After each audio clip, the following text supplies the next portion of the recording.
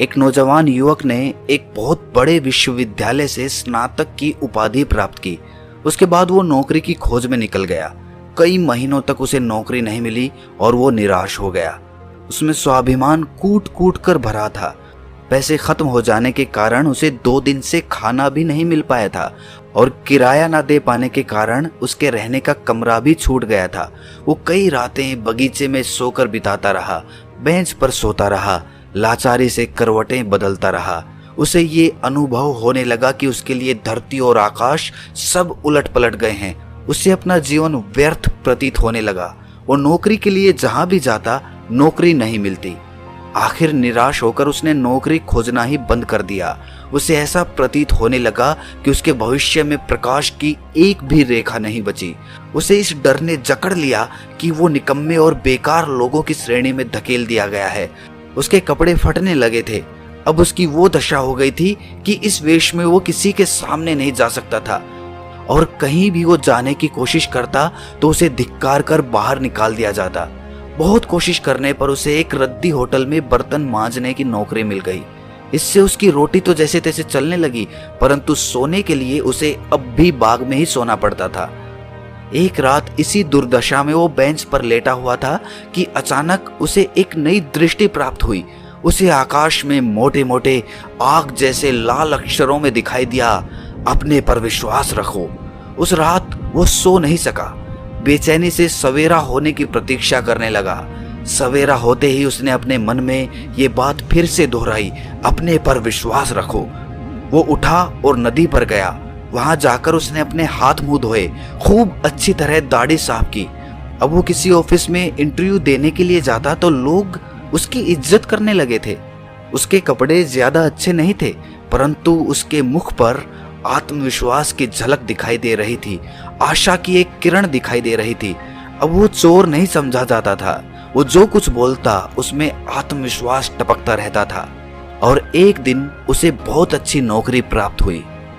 दोस्तों, डर हमारे मन को कमजोर कर देता है, हमारे दिमाग का, हमारे मन का संतुलन बिगाड़ देता है और आत्मविश्वास कुछ ना होते हुए भी राजा की तरह जिंदगी जीना हम में एक अद्भुत शक्ति पैदा करता है, जिस शक्ति का इस्तेमाल करके हम दुनिया में कुछ भी हासिल कर सकते हैं। लगे रहिए, आत्मविश्वास रखिए अपने ऊपर और अपने मन में किसी भी डर के लिए, किसी भी संशय के लिए कोई जगह खाली मत छोड़िए। तो मानव शरीर मिलना अपने आप में एक दुख होता है और बीमारियों के बारे में सोच सोचकर हम इस दुख को और ज्यादा बढ़ा लेते हैं। हम सबको पता होता है कि जीवन की अलग अलग अवस्थाएं होती हैं। बचपन, जवानी, बुढ़ापा सब बारी बारी से आता है और ये भी पता होता है कि उम्र बढ़ने के साथ उसमें बीमारियां भी आएंगी। लेकिन इसका पता होते हुए भी हम इतने डरे डरे रहते हैं कि ये बीमारियां हमारे मनो मस्तिष्क पर अपना कब्जा जमा लेती हैं। जो लोग शारीरिक पीड़ा होने पर भी हमेशा खुश रहते हैं, ऐसे लोग दूसरों के लिए एक उदाहरण छोड़ जाते हैं। वो छोड़ जाते हैं जिंदगी जीने का तरीका। लोगों को ऐसे लोगों से सीखना चाहिए जिनके पास कुछ नहीं है, धन संपदा तो छोड़ो, उनके पास अपना शरीर भी स्वस्थ नहीं है और फिर भी वो लोग हंसी खुशी से जीते हैं। हाँ, आप सही सुन रहे हैं, मौजूद हैं ऐसे लोग, हमारे आसपास ही देखने पर मिल जाएंगे, लेकिन हम उनकी तरफ कभी ध्यान ही नहीं देते। हमें दुनिया में अपना दुख ही सबसे बड़ा दुख लगता है, लेकिन जब आप बाहर निकलकर देखेंगे तब आपको पता चलेगा कि आपसे भी ज्यादा दुखी लोग यहाँ पर मौजूद हैं और बावजूद इसके वो खुशी खुशी अपना जीवन जीते हैं। अगर सोचने से, चिंता करने से दुख दूर हो जाते तो सभी के दुख दूर हो चुके होते, क्योंकि अधिकतर लोग सिर्फ चिंता करते हैं, दुख में रहते हैं, लेकिन उनके जीवन में कुछ भी नहीं बदलता। उनका जीवन वैसे का वैसा चलता रहता है, बल्कि उससे भी ज्यादा दुखी हो जाता है। किसी ने क्या खूब कहा है, अगर मजे में जीवन जीना है तो हमेशा विपरीत परिस्थितियों में खुश रहना सीखो। जब भी कोई दुख आए मुस्कुराओ, हंसो और अपने आप से कहो कि यही तो जीवन है, यही तो जीने का तरीका है। दुख आते हैं, उनको झेलते जाओ, मुस्कुराते हुए झेलते जाओ। झेलना शब्द भी गलत है। आप उस दुख के साक्षी बने रहो, उसे देखते रहो और धीरे धीरे आपको पता चलेगा कि सुख और दुख सिर्फ एक नाटक की तरह होते हैं।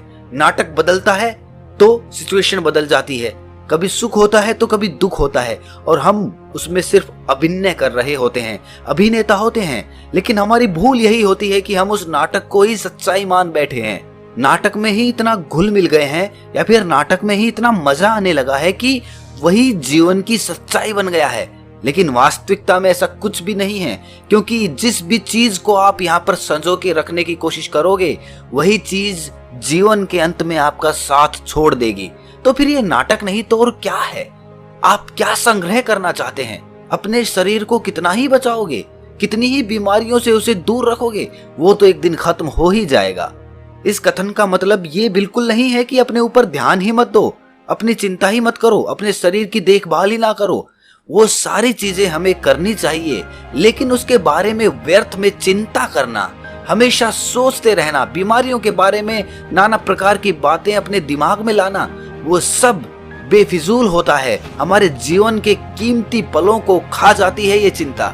जो समय आप हंस के आनंद में बिता सकते थे वो समय आप चिंता में बिता देते हैं। अगर आप अपनी जीवन शैली के 24 घंटे देखें तो आपको पता चलेगा कि आप कितना समय चिंता में बिता देते हैं। शायद आप खुशी और आनंद से भरपूर आधा घंटा भी नहीं अपने साथ बिताते होंगे। मिलते हैं किसी अगली कहानी में, तब तक के लिए अपना ख्याल रखें।